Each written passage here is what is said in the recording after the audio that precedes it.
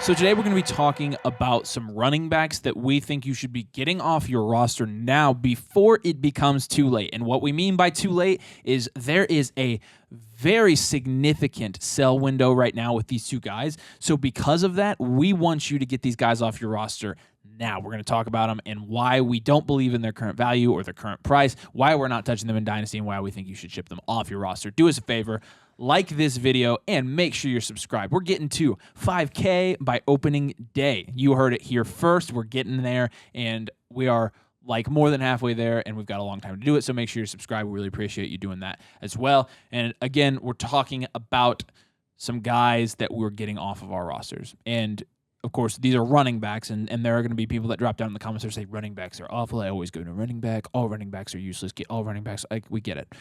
We are people who do roster running backs. So because of that, we have a couple that we have been watching as we've done multiple startup drafts this offseason, multiple ADP mock drafts that we've used to put together our ADP data, and we have found two guys that we are just bewildered, honestly, that they are going this high.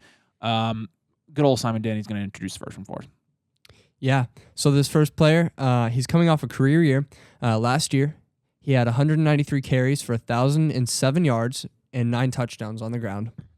He also had significant receiving upside. He had 39 catches for 371 yards and 3 touchdowns, and that was good for 15.6 points per game. If any of you are following along and you watch football often, you could guess maybe it's Tony Pollard. And the issue with Tony Pollard is that he's already 26. He doesn't have much team investment this year, and for some reason, even after getting hurt, even after being injured, he's still going as RB14 on DLF. He's going over guys like Treylon Burks, George Kittle, Javonte Williams, and like a whole bunch of other guys. And like the three of us are astounded. We're completely confused as to why that's happening. So I mean, just talking about contract situations, there's three guys just in the recent years: Alvin Kamara, Dalvin Cook, and Aaron Jones. And I'll just briefly give you the rundown on their age 26 seasons. Aaron Jones at 26 had 201 carries for 1,100 yards and 9 touchdowns, with 47 catches, 350 yards, and 2 touchdowns. That was 18.4 points per game, and he was in the second year of a 4-year, $48 million contract. Tony Pollard, he's not on a long-term contract. He's franchise tagged. Is he franchise tagged? Yes. Yeah, he's franchise tagged. I know. After turning 1 year after his season with 18.4 points per game, that's what Aaron Jones did. 1 year after that, he went from RB13 to RB21. He dropped 3 rounds in ADP. After that 18 points per game season? Yeah, so that was his 26-year-old season. It's a year like later, he dropped 3 rounds. Number 27, and they're like, they freak out. Why would you... Yeah, let's refresh again. Tony Pollard is 26, and he had 15 points per game. If he doesn't score a lot of points per game next year, he will drop a lot more than 3 rounds. Dude. Let's move on. Yeah. Dalvin Cook at 26. He was on year 2 of a 5-year, $63 million contract. Such a big contract, dude. Gosh. He had a very good productive season as well. 15.9 points per game that year. He was being drafted as RB10, and a year later, he was being drafted all the way down at RB22, 4-round drop. Holy No. crap. But buy Tony Pollard now while he's going in the 5th round, okay, so next year you can make sure you brag about it when he's There going you in the 11th. Dalvin Cook that year had 15.9 points per game. Tony Pollard this year, 15.6. Dalvin Cook was in a 5-year long-term contract, and he still dropped 4 rounds. What the heck is Tony Pollard going to drop? Let's go to the next one. If you want more data. Alvin Kamara at 26 years old, he was also in year 2 of a 5-year, $75 million contract. He had 18.1 points per game that year, and he did have some legal troubles. Well, so you remember all that. Yeah. But he still dropped 5.5 rounds, being on gosh. a 5-year, $75 million contract. 18 points per game. It's insane. How many more examples do you want here? Yeah, there were a lot more. I left out Leonard Fournette, Ezekiel Elliott, Joe Mixon, yeah, who also had legal trouble, but yeah, all these guys are just tanking in value. The funny thing here is, They're the worst investment to buy a dynasty running back at 26 in the 5th round. How old is Tony Pollard going to be going into next season in 2024? He'll be 27. Right Right now, he's 27 just 26. He just turned 26. He'll be 27 going into We're not even talking 2024. about- Do you know when he gets that contract? Do you know how long that contract's going to be? It's going to be no more than 3 years. And these guys at 26 were already in the midst of a long-term contract. They were already halfway through their long-term contracts. And Pollard hasn't even gotten one So yet. that should insulate their value. That Tony should Pollard insulate has no when, value. When insulation. Pollard gets a 2 or 3 year deal, a 2-year deal, I don't think he's going to get that big of a deal No, whenever I he don't gets either. one. I don't know. His value is not going to be insulated. It's not going to increase. Not to mention, So why are you spending it on why are you spending a 5th round startup pick when cornerstone guys are still ready to go off the board in that round? you know what the Cornerstone. You know what the best actual investments in dynasty startups are like in that range? Are the guys that are going to jump up into the second and third round. Every single wide receiver. And it's usually young wide receivers. That's just usually the guys that make that jump. Last year, you saw it in a running back with Kenneth Walker, and although he's going lower than he was at the beginning of this offseason, he's still going around and a half higher than he was last offseason. So when you're buying into those rookies with higher draft capital, those are the guys that if you really want to go for that. There's zero chance that his value is higher next year than it is now with Tony. There's not a chance. There are elite tight Save ends. the receipt. There are elite tight ends remaining in the 5th round that are not going. They're not going ahead of Tony Pollard. George Kittle is comfortably going behind Tony Pollard. Dallas Goedert comfortably going behind Tony Pollard. All of the nice-looking rookie wide receivers, Quentin Johnson, Jordan Addison, Michael Pittman, who's a target hog, Yeah. Deebo Samuel, who's on a long-term deal, Treylon Burks, who just got a real quarterback in his offense who can actually throw the ball to him downfield. And if people are being skeptical about this, like you could draft these guys. Last year, the year Dalvin Cook was going as RB10, Godwin. after his 26-year-old, you could have gotten Garrett Wilson, who was going a full round after him, instead of drafting Dalvin Cook. And he's dropped 5.5 rounds now. You could have gotten Garrett Wilson instead. There's so many other players. I just have that right in front of me. I just picked a name. There are so many guys. Please sell Tony Pollard. Please do not draft him. Draft a young wide receiver instead. Nick And, Chubb. and if you're, that's- some of you are gonna watch this and still draft him anyways, and you're hopeless. I'm sorry. You shouldn't Wow. be playing Dynasty. Oh my gosh. No. Nathan, you said something that caught my eye, and caught my ear. yeah, Nick yeah. Chubb. Nick Chubb is already 27. He's 27. What's his He's contract? What year is he into his contract? Yeah. Let's talk about that. Yeah. Because Nick Chubb already has gotten the second contract. Nick Chubb is actually, how do I put this? A really good running back, and he's going to be in a backfield pretty much by himself this year. I mean, sure, there's going to be somebody who comes in and takes downs from Nick Chubb occasionally, but Nick Chubb now does not have Kareem Hunt, which is what I mean by he's going to not share backfield. It's going to be a significant workload for him this year. He's going to be on an offense now where he has Deshaun Watson, and he's going after Tony Pollard. Like, this is a guy who's actually done it from a production standpoint, and you know why he's going so late, Nick Chubb? Guess how old he is? 27. 27. I mean, again, you bought Nick Chubb in the 4th, 5th round last year. And Nick Chubb is so much of a better running back than Tony Pollard is, And Nick guys. Chubb had a and he's really already- good he's year. He going was, cheaper. RB6 or something? Like, he had I don't know. 15. He was really good. I mean, yeah, he was RB6, and Nick Chubb is one of the best running backs in the league. He is consistently in the top 10 in yards per carry, true yards per carry, efficiency, everything like that. He evaded the most tackles in the league last year. He was the 4th most elusive back. Had the 7th highest breakaway run rate. I mean, this isn't a Nick Chubb video, but please, like, if you're going to draft a running back in the mid rounds of your draft, get Nick Chubb instead of Tony Pollard. I mean, Derrick Henry is going 2 or 3 rounds later. Derrick Henry, the guy that scores like 20 points per game every year and has not even shown a sign of slowing down. He just hasn't. And you're getting him cheaper than this. I just don't understand. If you really want to buy into high-producing running backs, why not do the running backs that have already fallen because of the age? Aaron Jones, you mentioned him earlier, is a perfect example. He's a guy you can get in the 10th, 11th round who's going to be scoring. I don't even remember how many points a game he scored last year, but he was extremely efficient as a fantasy producer and playing alongside it was A.J. like 14 Dillon. points per game. This is just a wonderful example of the strategy that we always talk about, and sometimes we crap on people. Sometimes we actually do the strategy, and it is the running backs don't matter strategy. That is, you don't take the guys who are at peak value. You wait until you get those proven guys that are already on long-term contracts or roster in the middle of their long-term contracts, and they are proven because everyone knows how volatile the running back position is. So why not invest in a guy like Nick Chubb, who you know is going to produce? You know he has over the last 5 years. Tony Pollard has done it once. He's never been given a bell cow workload. He got hurt and when he did. He did get hurt when he got the bell cow workload. He broke his leg, and everyone forgets about that. And you're buying him over all these other guys. Lower body. And that's what running backs don't matter means when we talk about that from a startup perspective in Dynasty is you just wait. You wait until you get all the guys that are going to continue falling in value, and you're not really paying much to invest in them right now because half of their current price, well, their current price isn't very much. Half of that is still not very much. So that's what running backs doesn't matter. All right, let's talk about our next one here, our second guy. And you wrote in our notes that this will be unpopular. I don't see how this is going to be unpopular, and I'm going to tell you why. Our next guy is going to be Cam Akers. And with Cam Akers, I mean, I just do not... So it's one of the biggest jokes in Dynasty of this year. What's the definition of insanity? I'm going to put it up on the screen. It's right there. It's buying Cam Akers. It's right there. Listen, so here's the ballad of Cam Akers. The ballad begins by him coming into the league, and then he flashed, and now you're like, okay, I can sell Cam Akers because he flashed, and I ultimately don't believe his prospect. And then, Simon's going to define the flash too, and it's funny.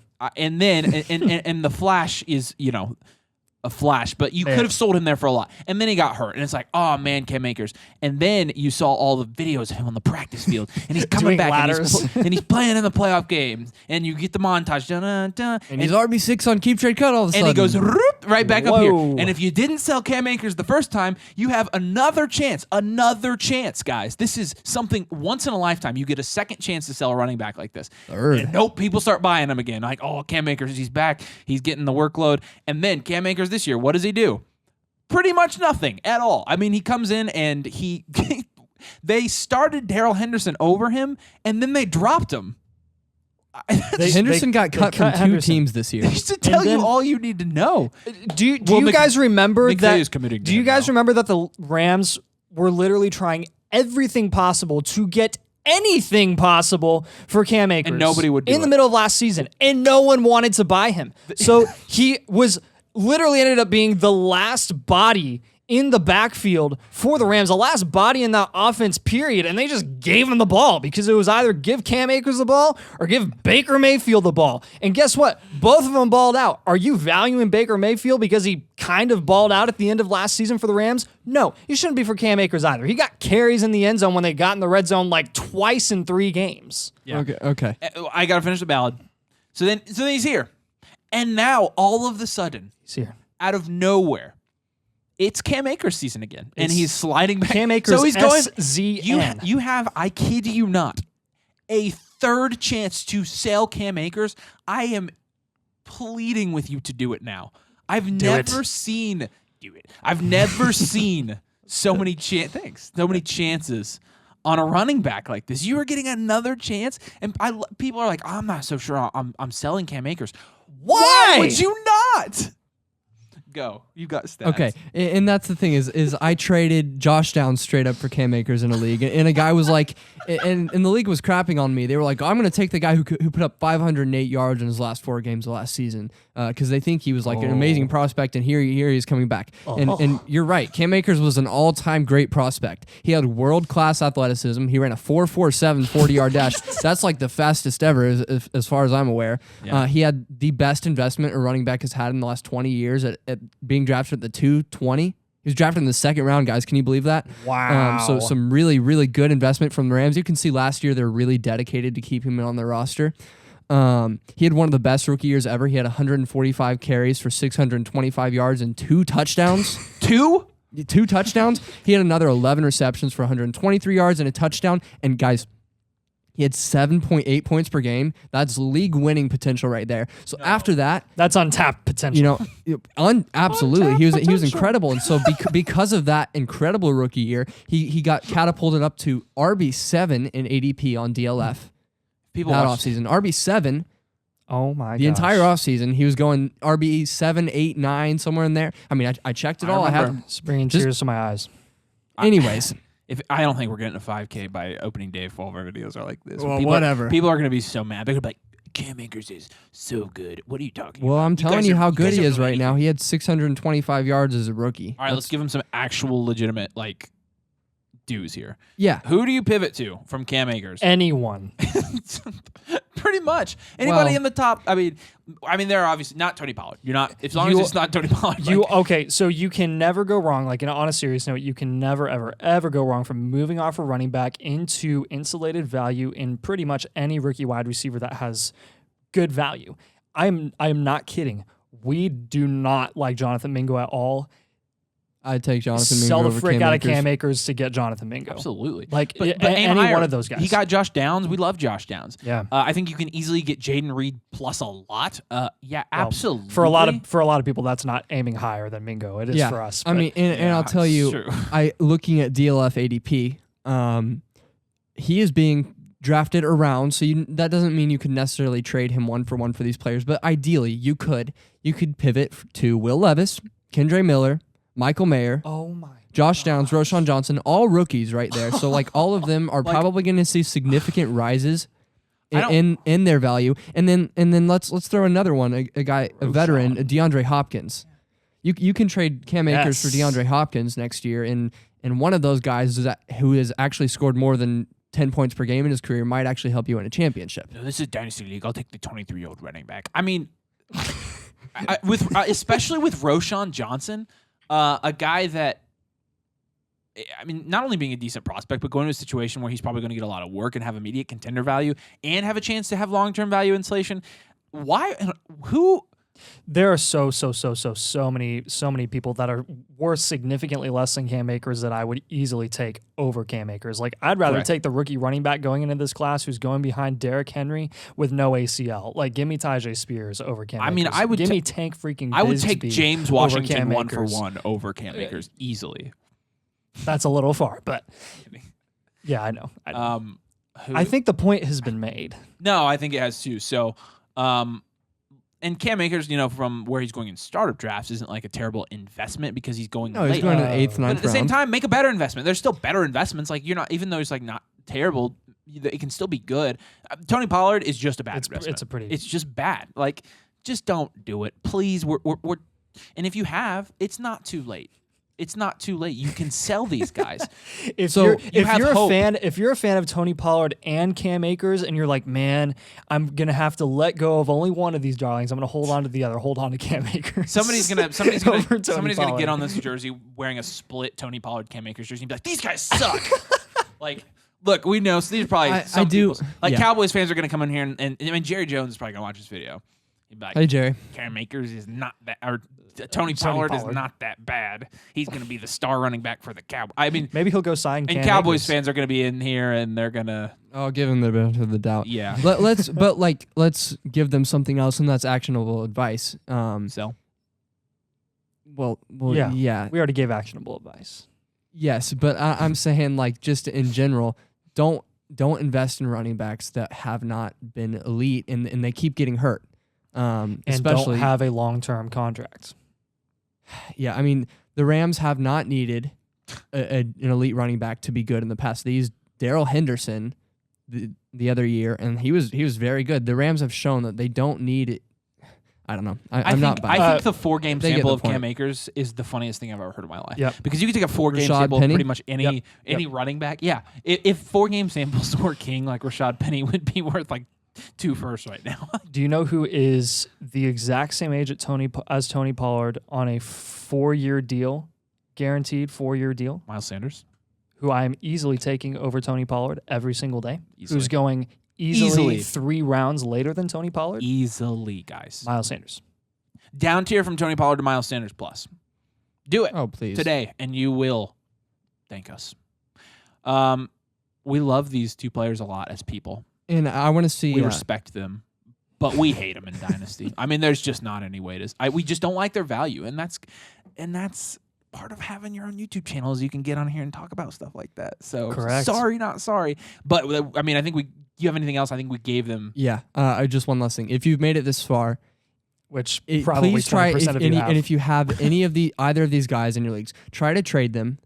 if you get anything, I think you'll be surprised by what you can sell them for. That is much more valuable. Come back and drop the comments. Let us know what you get for them, because I am interested to see what is he going for in the open league market. Drop in the comments if you already sold them. We want to hear that as well. And if you disagree with us, don't drop in the comments. I'm just kidding. You can disagree with us. I want to hear why. No, me too. I want people to bash us in the comments. All right, make sure you subscribe. We're getting to 5K by opening day. That is in September, Whoa. and we are more than halfway to 5K. So if you would subscribe, help us out. We really appreciate it. Make sure you like the video as well. We really appreciate you guys watching. We'll see you later.